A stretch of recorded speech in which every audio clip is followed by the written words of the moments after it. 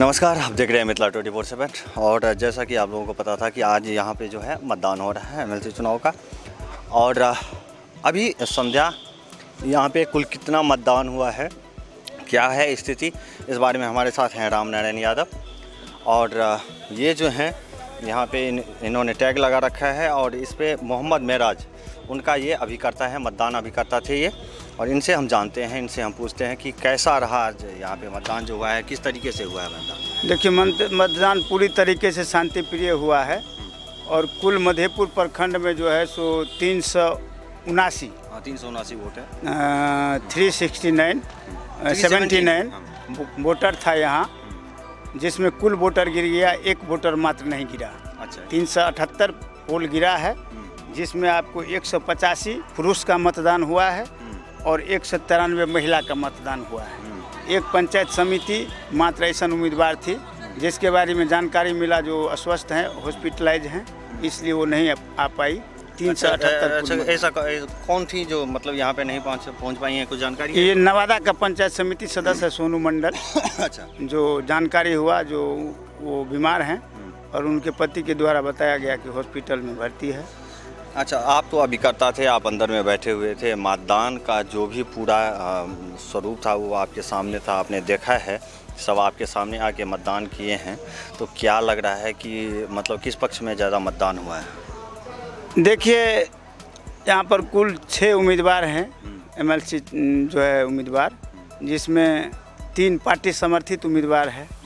एक मोहम्मद मेराज हैं जो महागठबंधन के उम्मीदवार हैं, राजद समर्थित, और एक एनडीए के उम्मीदवार हैं जदयू के समर्थित विनोद कुमार सिंह, और एक कांग्रेस के हैं सुबोध मंडल, और 3 निर्दलीय प्रत्याशी हैं। तो मिला जुला के जो रुझान आया है, हम लोग वहाँ थे, सबके जो है सो इलेक्शन एजेंट, पोलिंग एजेंट, तो सबका अपना अपना नज़रिया है देखने का। लेकिन हमको लगता है कि यहाँ जो है कुल वोट का 60% वोट आपको जो है मोहम्मद मेराज के पक्ष में गया है। अच्छा, तो इसमें आप बहुत लोग बता रहे थे कि कभी एक तरफा है, कुछ लोग बोल रहे थे त्रिकोणीय है, तो आप किस हिसाब से देखते हैं इस चुनाव को कि कैसा रहा? देखिए, मधेपुर में जो है सो एक तरफा नहीं है। हमको लग रहा है जो 60% जो पोल हुआ वो मोहम्मद मेराज के पक्ष में हुआ, और 40% में जो है सो पोल आपको एनडीए को भी हुआ है और निर्दलीय प्रत्याशी को भी हुआ है। अच्छा, मतलब आप अगर यहाँ पे जितने भी 6 प्रत्याशी हैं, तो अगर एक ये देखें कि ऊपर के जो शीर्ष के 3 जो हैं उनके बारे में अगर हम आपसे पूछें, क्योंकि अगर जो भी वोट डालने भी जो भी आते थे जनप्रतिनिधि, उन्होंने भी ये था कि 1 नंबर, 2 नंबर और 3 नंबर, 3 वोट मतलब वो दे सकते थे। तो इस 3 में आप किन किन को देखते हैं? ये जो है सो प्रथम वरीयता का मतदान जो है ना, कुछ लोग फर्स्ट मतदान करके वोटिंग नहीं किया, कुछ ही जो है कंसस जो मतदाता हैं वो सेकंड और थर्ड मतदान किए हैं, यही स्थिति है। तो आपको फर्स्ट बैलेट में भी मेराज ही रहेगा और सेकंड बैलेट में भी मेराज ही रहेगा। और यहाँ जो है हमको लगता है जो एनडीए का उम्मीदवार हैं वो मधेपुर में लड़ाई से बाहर हैं। अच्छा, सुमन महासेठ के बारे में काफ़ी चर्चाएँ थी कि मतलब वो जो है यहाँ पे टक्कर दे रहे हैं, तो क्या कहेंगे इस बारे में?